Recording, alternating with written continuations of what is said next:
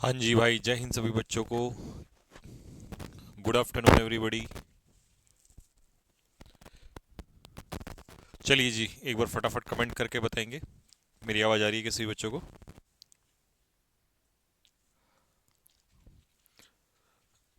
And last type हमने कहाँ तक कर लिया था?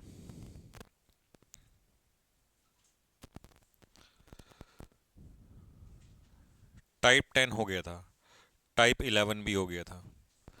आज हम चलेंगे टाइप 12 से।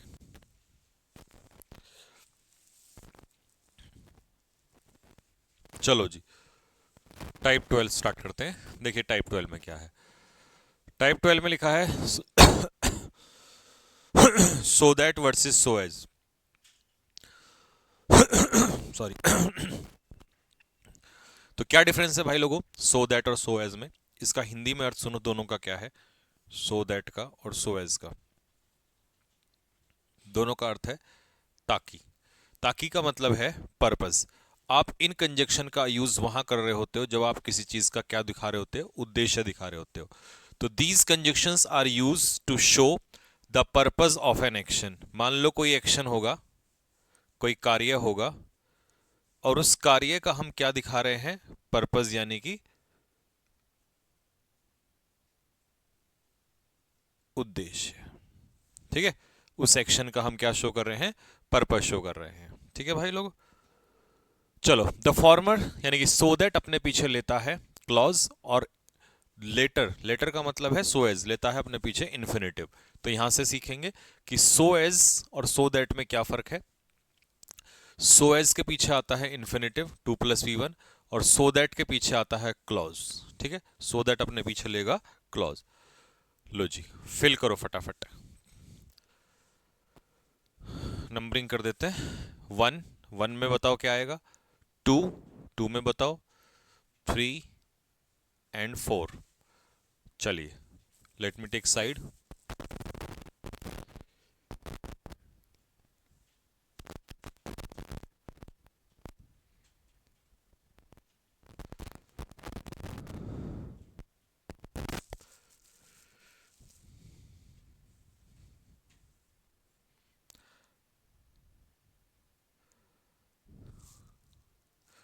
डोमिसाइल कितना पुराना है वो तो कोई दिक्कत नहीं है, आपका डोमिसाइल होना चाहिए, वो कितने पुराने से कोई मतलब नहीं है।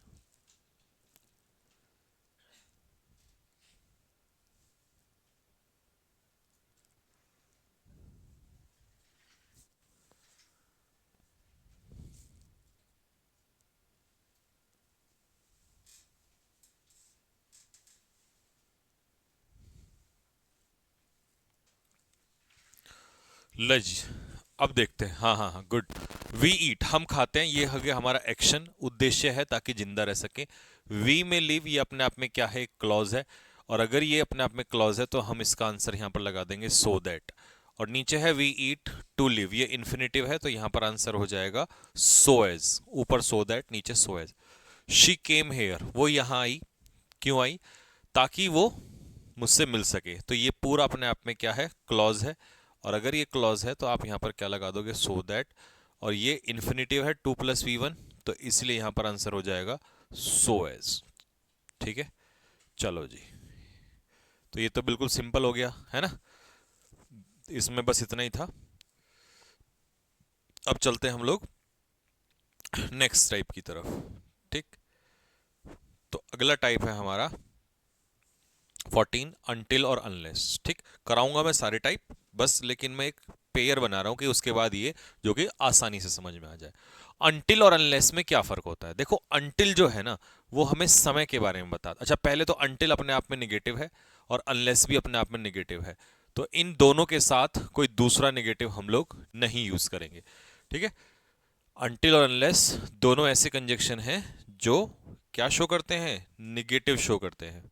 ठीक है, दोनों निगेटिव शो करते हैं, तो इनके बाद कोई दूसरा निगेटिव नहीं आएगा। ठीक, दूसरी बात, ये हमें बताता है टाइम के बारे में, ये टाइम ओरिएंटेड है। और ये हमें बताता है कंडीशन यानी कि एक्शन के बारे में। Both are negative words. ठीक है, और ये क्या है? कंडीशन शो करते हैं। अनलेस एक्शन की कंडीशन, और अनटिल टाइम की कंडीशन, ये इन दोनों में फर्क है। ठीक, पहला एग्जाम्पल, बताओ पहले में क्या गलती है? Unless the government will not take action, जब तक सरकार एक्शन नहीं लेगी करप्शन नहीं रुकेगा। अब यहां भी निगेटिव है और यहां भी निगेटिव है। तो कई सारे स्टूडेंट को ऐसा लगता है कि अगर यहां पर अनलेस है तो नॉट हटाना है, बट कहीं से भी हटाना, ऐसा कुछ नहीं होता। यानी कि जो क्लॉज अनटिल या अनलेस के जस्ट बाद होता है उसी वाले क्लॉज से आप क्या हटाते हो? नॉट हटाते हो। तो ये हो गया हमारा C1 और ये हो गया हमारा C2। तो C2 से नहीं हटाना, हमें किससे हटाना है? C1 से हटाना है। तो गवर्नमेंट सिंगुलर है तो आंसर हो जाएगा takes, unless the government takes action, जब तक सरकार एक्शन नहीं लेगी। Until I will not return, तो देखो यहां पर अनटिल आ गया, तो अनटिल वाले क्लॉज से हमें विल नॉट हटाना है, हटा दिया। तो जिस क्लॉज में अनटिल या अनलेस होंगे वहां से हमें क्या करना है? नॉट हटाना है। ठीक है, जैसे ये देखो अब आ गया 3। अनटिल या अनलेस क्या लगाओगे इसमें आप? अनटिल अनलेस, जितनी देर रेड लाइट टर्न नहीं होगी ग्रीन में उतनी देर लोग ट्रैफिक को क्रॉस नहीं करेंगे, सिग्नल क्रॉस नहीं करेंगे जितनी देर। तो मतलब टाइम की बात कर रहा है, तो अनलेस को हटा दिया जाएगा। यहां पर आना था रिमूव अनलेस, तो किसको रखेंगे? अनटिल, क्योंकि आप किसकी बात कर रहे हो? टाइम की बात कर रहे हो, तो अनटिल को रखा जाएगा। हाँ जी, यदि तुम मेहनती नहीं बनोगे तो तुम एग्जाम को पास नहीं कर सकते। तो इसका मतलब यहां सिर्फ कंडीशन है कि अगर तुम इंडस्ट्रियस या मेहनती नहीं बनोगे तो टाइम का तो केस ही नहीं है यहां पर, तो इसीलिए सीधा क्या दिया हुआ है? अनलेस दिया हुआ है। ठीक है, चलो जी, तो ये यहां पर इसका मतलब सही है। अब एक क्वेश्चन है, इसको करके बताओ जरा, देखता हूं कौन करके बताएगा। You do not work hard, you will not win the race. अब जनरली बच्चे क्या करते हैं, जो रटते हैं उनके दिमाग में क्या आता है कि मेहनत नहीं करोगे तो वो अनटिल या अनलेस में से लगा देंगे। लेकिन आपकी जानकारी के लिए पता होना चाहिए कि भाई यहाँ नॉट दिया है तो ये दोनों तो आ ही नहीं सकते, क्योंकि यहाँ नॉट और यहाँ नॉट डबल नेगेटिव हो जाएगा। ठीक है, और अगर मैं ऑल्दो लगा दूं तो इसका मतलब होगा कि although you do not work hard, भले ही तुम मेहनत ना करो तुम नहीं जीतोगे, तो इसका मतलब ये भी गलत हो जाएगा। ये है conditional. If you do not, अगर तुम मेहनत नहीं करोगे तो तुम रेस नहीं जीतोगे। तो जब ऑलरेडी डू नॉट दिया है तो आप यहां पर इफ का इस्तेमाल करेंगे। अगर यहां पर डू नॉट ना होता तो फिर इसका आंसर होता अनलेस, इसका आंसर होता। ठीक है, ये इन दोनों में फर्क है। तो यहां से हमेशा याद रखना कि अगर डू नॉट आगे दिया है तो आप अनटिल या अनलेस का इस्तेमाल नहीं कर सकते हैं। ठीक, ये वाला आपको समझ में आ गया होगा। इस टाइप में मुझे नहीं लगता किसी बच्चे को कोई दिक्कत होने वाली है। ठीक है, अब ये वाला सुन लो जरा, टाइप 17 देखो पहले। रादर और अदर का पेयर हम किससे बनाते हैं? देन से बनाते हैं। रादर और अदर का जो पेयर है वो किससे बनता है? देन से। और एल्स का पेपर में पूछता है कि किससे बनेगा? बट से। सिर्फ पेयर पूछेगा और कुछ नहीं आता बस इसमें। और इसका हिंदी अर्थ आता है प्रेफरेंस या चॉइस, मतलब ये पूछता है चॉइस और यहां पर इसका मतलब होता है छोड़कर, एक्सेप्ट का मतलब होता है छोड़कर। जैसे पेपर में ऐसे आएगा, इट इज नथिंग एल्स, ये कुछ नहीं है मात्र एक चाल है जो तुम्हारे ऊपर चली गई है। तो जैसे ही मैंने यहां पर एल्स देगा तो यहां पर मुझे देन की जगह क्या लगाना है? But. He would rather study, वो पढ़ना पसंद करेगा खेलने की अपेक्षा, तो यहां आ जाएगा देन। ठीक है, तो रादर या अदर का जो पेयर है वो किससे बनेगा? देन से बनेगा। और एल्स का जो पेयर है वो किससे बनेगा? बट से बनेगा। ठीक है, बस ये आपको ध्यान रखना है, इसमें और कुछ नहीं है, इससे बाहर आता ही नहीं है। जैसे कि ये अगला कंजक्शन देखो, टाइप 18, एज इफ एज दो। एज इफ एज दो का हिंदी में अर्थ क्या होता है? मानो की। मतलब आप इसमें क्या कर रहे हो? मान रहे हो, मानो की जैसे। ठीक है, आप किसी चीज को क्या कर रहे हैं? एज्यूम कर रहे हैं, इमेजिन कर रहे हैं। तो जब भी एज इफ एज दो सेंटेंस में यूज होगा तो उसके बाद आने वाला जो क्लॉज है वो हमेशा कैसा होगा? काल्पनिक होगा, काल्पनिक। ठीक है, तो हमेशा पास्ट में यूज होगा। यहां पर जो टेंस रहेगा वो पास्ट टेंस यूज होगा, काल्पनिक में हमेशा पास्ट टेंस यूज होता है। जैसे कि you walk on the road, तुम रोड पे ऐसे चलते हो मानो की जैसे, है ना। तो एज इफ का मतलब है मानो की, आप यहां पे क्या कर रहे हो? मान रहे हो किसी चीज को। ठीक है, तो इसीलिए यहां पर पास्ट इंडेफिनिट यूज हो गया। ही टॉक्स टू यू, वो ऐसे तुमसे बात करता है मानो कि वो तुम्हें जानता है। मान रहे हो, इसका मतलब वो जानता नहीं है। She is talking to you, वो तुमसे ऐसे बात कर रही है मानो कि जैसे वो तुम्हारी बॉस हो। तो मतलब आप मान रहे हैं कि वो आपकी बॉस है, बट वो आपकी बॉस नहीं है, तो इसीलिए पास्ट टेंस यूज हो जाएगा आपका।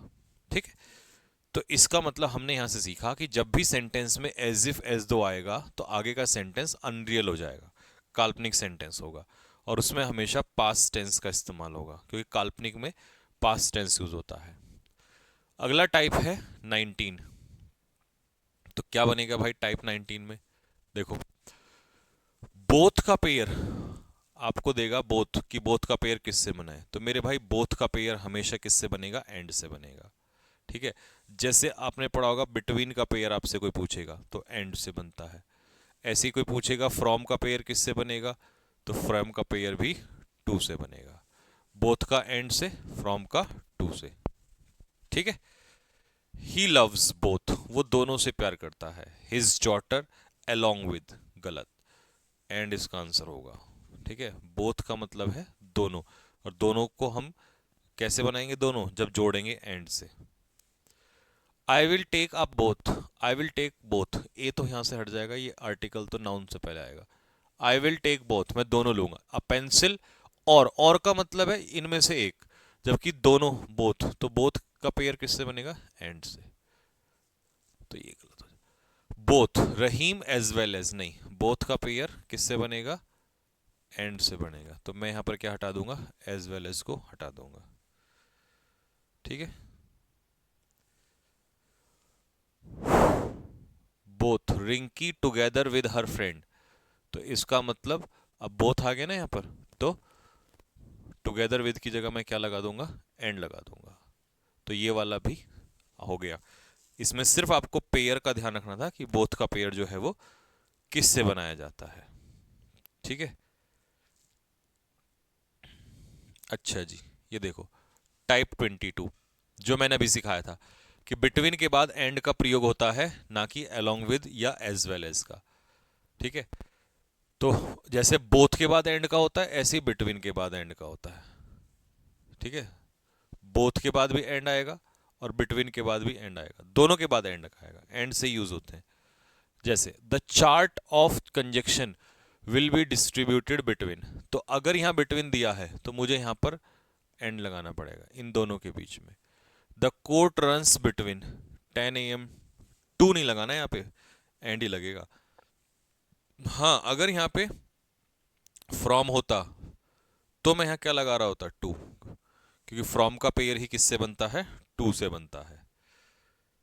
ठीक है, चलो जी, अब आ जाओ, ये भी देखो टाइप 21 में क्या कह रहा है।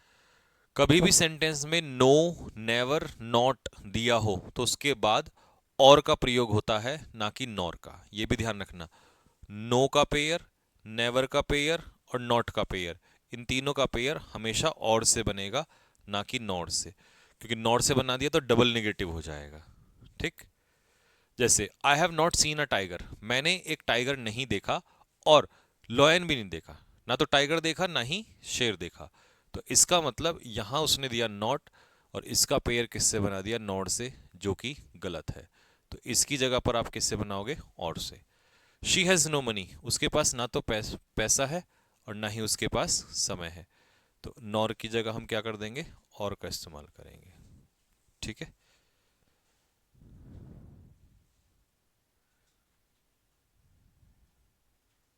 ये क्लियर हो गया?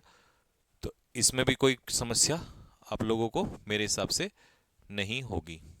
ठीक, टाइप 22, सॉरी 20, आइदर के बाद और का प्रयोग होता है, न कि नॉर का या नाइदर का। ठीक है, और नाइदर के बाद नॉर का, नॉट ओनली के बाद बट ऑल्सो का, मतलब उसने तीन पेयर बताए हैं। देखो कौन कौन से, कि आइदर के बाद लगता है और नाइदर के बाद लगता है नॉर, और नॉट ओनली के बाद लगता है बट ऑल्सो।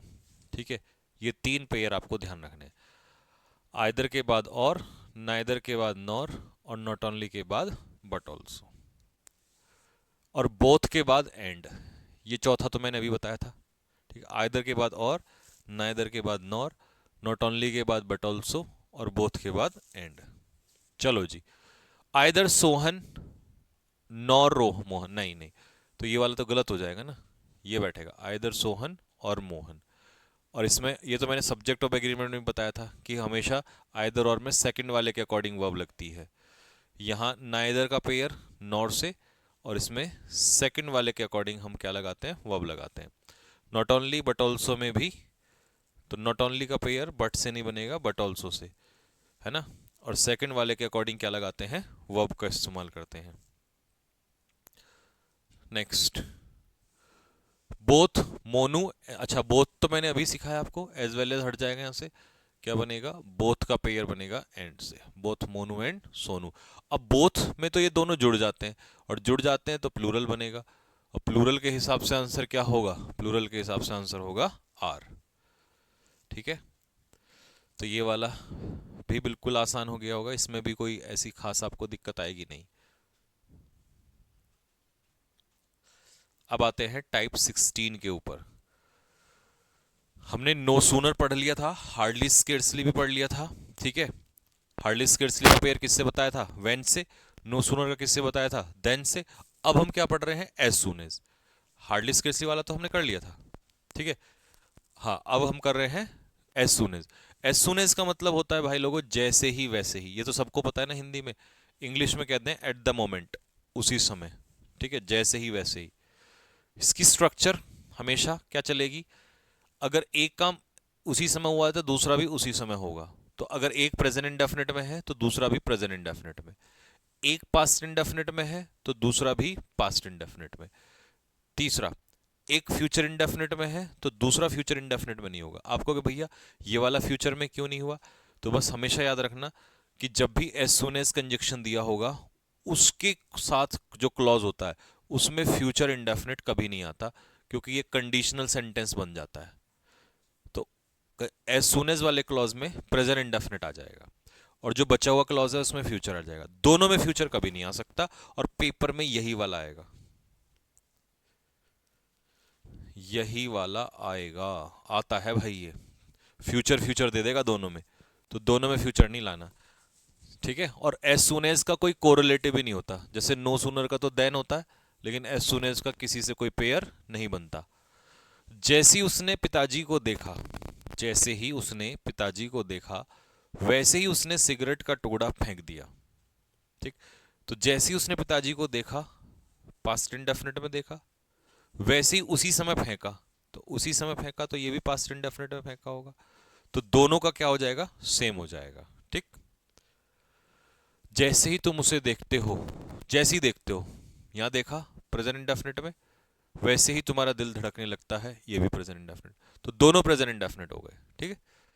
जैसे ही चोर पुलिस को देखेगा, 9 2 11 हो जाएगा, देखेगा का फ्यूचर में। तो लेकिन मैंने क्या कहा था, कंजक्शन वाले क्लॉज में या एज सुन एज वाले क्लॉज में फ्यूचर इंडेफिनिट नहीं आएगा। क्या आ जाएगा यहां पर, यहां पर क्या आएगा, प्रेजेंट इंडेफिनिट आएगा यहां पर, तो सीज आएगा ना कि विल सी, ठीक है। अब मान लो एक सेंटेंस अगर मैं आपको दूं, तो ये बताना जरा इसमें क्या मिस्टेक निकल के आएगी। इस टाइप का क्वेश्चन पेपर में आता है, as soon as they will reach Patna, comma I will come to receive them, मैं उन्हें रिसीव करने आऊंगा। अब बताओ क्या गलती है इसमें, एज सुन एज यहां दिया है, ये हो गया हमारा C1, ये हो गया हमारा C2, तो बताओ इन दोनों में क्या डिफरेंस आएगा निकल के।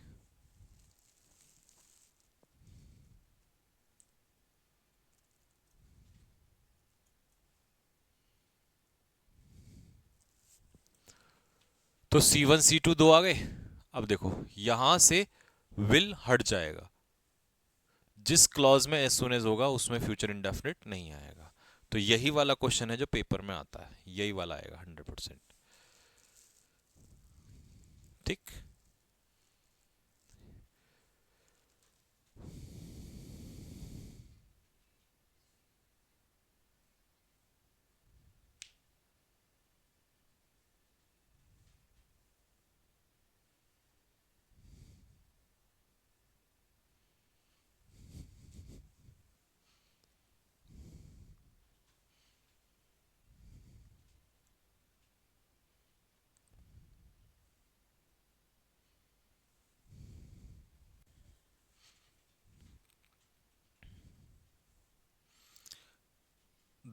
एक दो तीन टाइप बचे हैं इसमें बस, बाकी तो कवर हो ही गया।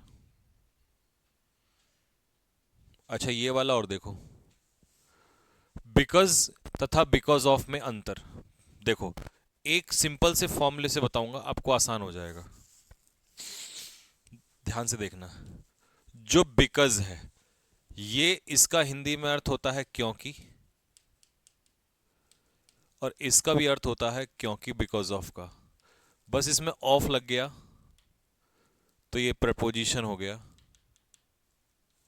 और ये क्या है, कंजक्शन है। ठीक है, ये इन दोनों में फर्क है, एक कंजक्शन है और एक प्रपोजिशन है। ठीक है, बिकॉज के बाद सब्जेक्ट प्लस वर्ब आता है, जबकि बिकॉज ऑफ के बाद केवल नाउन का प्रयोग होता है, मतलब नाउन या फ्रेज कह सकते हो। तो वही वही है, प्रपोजिशन अपने पीछे क्या लेता है, प्रपोजिशन अपने पीछे या तो नाउन लेता है या प्रोनाउन लेता है या कोई फ्रेज लेता है। और बिकॉज कंजक्शन है तो कंजक्शन अपने पीछे क्या लेता है, क्लॉज। ठीक है, कंजक्शन अपने पीछे क्या लेता है, क्लॉज लेता है। ठीक, चलो जी, देखो ये लिखा भी है मैंने यहाँ पे ना कि बिकॉज अपने पीछे सब्जेक्ट प्लस वर्ब यानी कि क्लॉज लेगा, और बिकॉज ऑफ में ऑफ प्रीपोजिशन है तो ये अपने पीछे नाउन या प्रोनाउन लेगा या फ्रेज लेगा। Sumit did not come, Sumit नहीं आया, क्यों, बिकॉज ही वॉज इल, तो ये अपने आप में क्या हो गया, क्लॉज हो गया, तो इसलिए यहां पर आ गया बिकॉज। ठीक है, सेंटेंस हटा दो, क्लॉज लिख देते हैं। ठीक है, Sumit did not come because of his illness, तो ये हिज इलनेस क्या है, नाउन फ्रेज। ठीक है, ये फ्रेज हो गया आपका, क्योंकि एक से ज्यादा शब्द है लेकिन सब्जेक्ट प्लस वर्ब नहीं है, तो इसीलिए यहां पर आया बिकॉज ऑफ, यहां आया बिकॉज। ये दोनों में फर्क है। अच्छा इसमें बताओ क्या आएगा दूसरे वाले एग्जांपल में। The match was cancel, match cancel कर दिया गया भारी बारिश की वजह से। बताओ इसका आंसर क्या बैठेगा।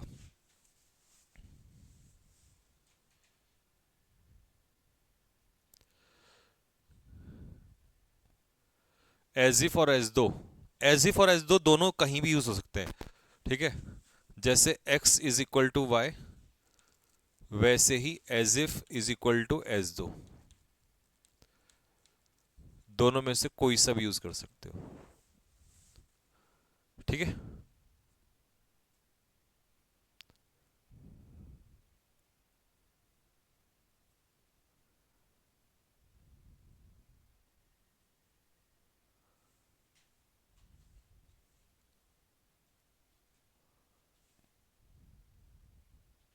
ठीक, तो the match was cancelled, match cancel हो गया। अब ये जो हैवी रेन है ना, ये अपने आप में क्या है, फ्रेज है,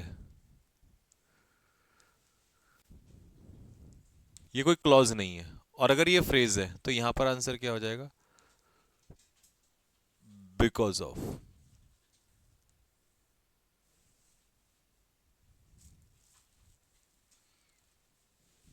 ठीक है,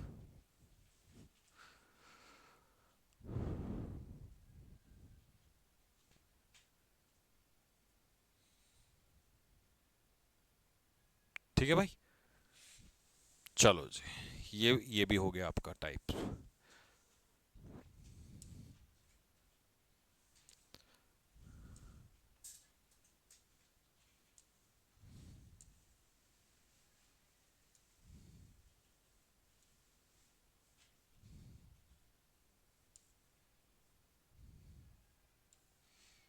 चलो एक टाइप और पढ़ेंगे, फिर ये चैप्टर जो है नेक्स्ट क्लास में आपका खत्म हो जाएगा। ठीक, type 15, if, in case, supposing. इन तीनों का मतलब होता है, जैसे इफ का मतलब क्या होता है, यदि, तो इन केस और सपोजिंग इन तीनों का मतलब होता है यदि। ठीक है, और ये है दीज आर कंजक्शंस, ये कंजक्शन है जो क्या शो करते हैं, कंडीशन शो करते हैं।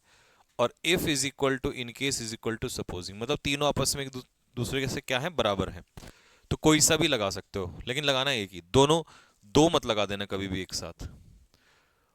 ठीक है, two of these conjunctions are not used with each other, मतलब इनमें से दो कंजक्शन कभी भी एक साथ नहीं आएंगे, सुपरफ्लस हो जाएगा। ठीक, और इनका किसी से पेयर भी नहीं बनता।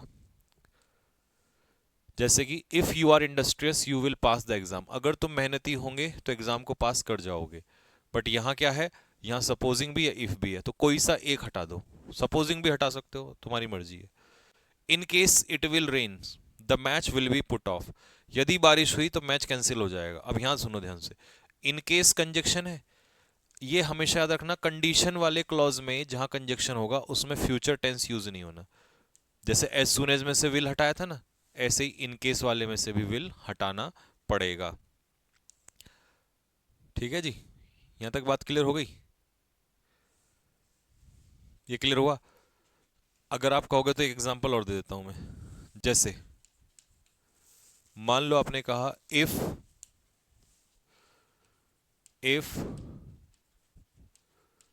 Ravi will work hard comma he will pass the exam. तो इन दोनों में अगर मैं कहूं, मतलब इस क्वेश्चन में कहूं क्या गलती है, तो आप क्या करोगे, आप कहोगे भैया ये रहा कंजक्शन, और ये कंडीशन वाला जो क्लॉज होता है जिसमें कंजक्शन जुड़ा होता है वहां हम फ्यूचर टेंस यूज नहीं करते, वहां पर प्रेजेंट इंडेफिनिट का यूज करते हैं। इसमें यूज हो रहा है फ्यूचर का, तो इसमें हो जाने दो, इसमें कोई फर्क नहीं पड़ता। ठीक है, जहां कंजक्शन होगा उसमें फ्यूचर नहीं आना चाहिए। ठीक है, और यदि रवि मेहनत करेगा, तो यदि मतलब कंडीशन, तो इसीलिए ये कंजक्शन क्या शो करते हैं, कंडीशन शो करते हैं। ठीक है, इफ रवि वर्क्स हार्ड, यदि रवि कड़ी मेहनत करेगा तो ही विल पास द एग्जाम, तो वो एग्जाम को क्या करेगा, पास करेगा। ओके,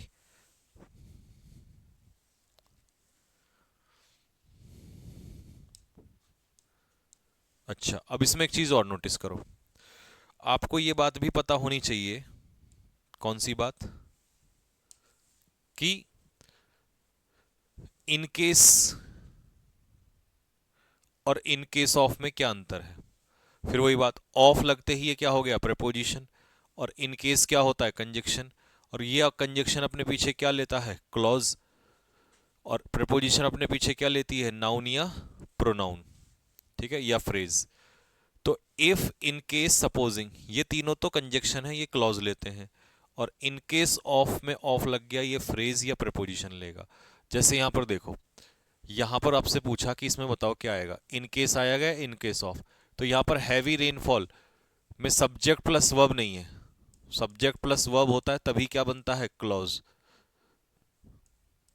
तो ये तो क्या हो गया, एडजेक्टिव, ये नाउन, तो ये तो सब्जेक्ट प्लस वर्ब है ही नहीं, तो ये तो क्या बन गया, फ्रेज, और अगर ये फ्रेज है तो ये क्या है अपने आप में, ये तो फिर प्रपोजिशन आना ही आना है, कंजक्शन आ ही नहीं सकता, है ना। अब मान लो एक एग्जांपल अगर मैं आपको और दूं, in case of his laziness, तो ये प्रपोजिशन आ गई। प्रपोजिशन क्यों लगाया, क्योंकि यहां पर ये क्या है, फ्रेज है, यहां पर ये क्लॉज नहीं है, यहां पर ये क्या है, फ्रेज है। यहां पर ये इन केस क्या है, ये है कंजक्शन, और कंजक्शन अपने पीछे क्या लेता है, क्लॉज। तो ये है कंजक्शन के पीछे क्लॉज। ठीक है, तो अब समझ में आ गया होगा कि अगर आगे सब्जेक्ट प्लस वर्ब यानी कि सब्जेक्ट प्लस वर्ब क्लॉज दिया होगा तो आएगा कंजक्शन इन केस, और अगर फ्रेज दिया होगा तो आएगा प्रेपोजिशन।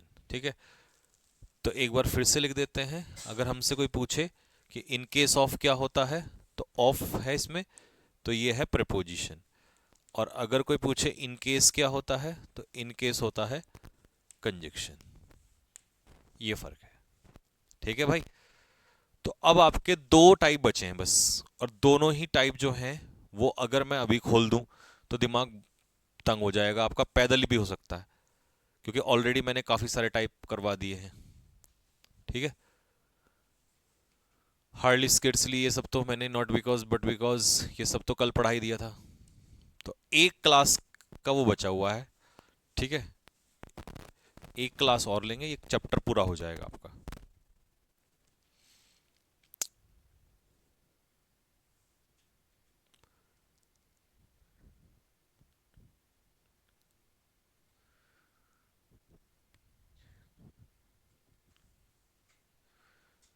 पीछे एज सुन एज के क्लॉज में क्यों लगाया फ्यूचर? नहीं लगाया है, नहीं लगेगा। एज सुन एज वाले में फ्यूचर लगेगा ही नहीं। वो तो हटा दिया मैंने वहां से। हटाना है वहां पे, जैसे विल लगाया उसे काटना है वहां पे।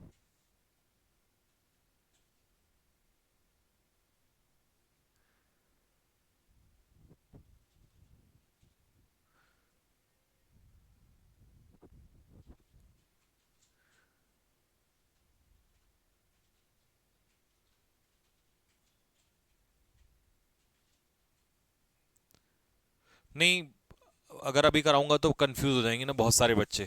कराने को तो करा दूंगा, वो कोई दिक्कत नहीं है।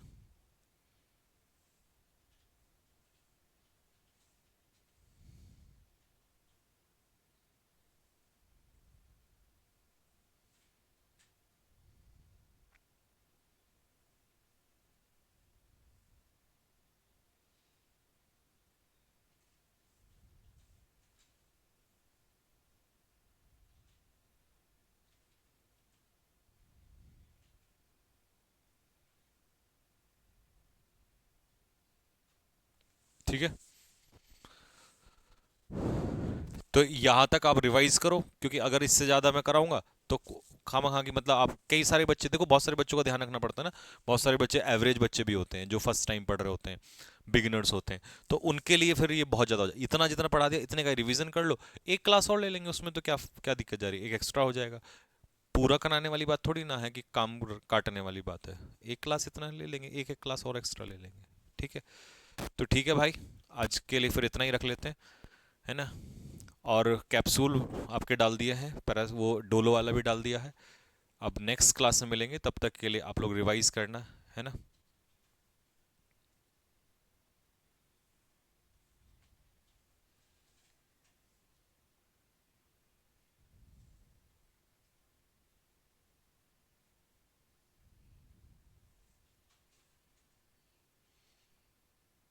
ठीक है, करोगे ना रिवाइज? आप रिवाइज करना, है ना। नेक्स्ट क्लास में आपको ये वाला जो है चैप्टर पूरा हो जाएगा। और फिर वोकेबलरी जो है नेक्स्ट अगले 2-3 दिन लगातार कंटिन्यू करेंगे। हाँ, रात वाली क्लास जो है मंडे से कंटिन्यू करेंगे। ठीक है, मंडे से रात को 9 बजे वाली क्लास जो है, तब तक अपने सेट्स भी रिवाइज हो जाएंगे। 1-2 दिन का गैप रख लेते हैं, क्योंकि रिवीजन भी होना जरूरी है, तो बच्चे अभी रिवाइज कर रहे हैं। ठीक है, इसलिए।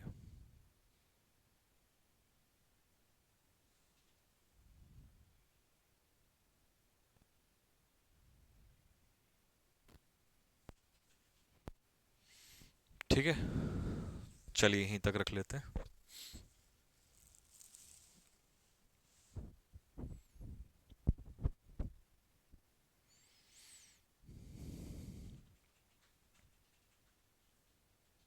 कर दिया, क्लास ओवर।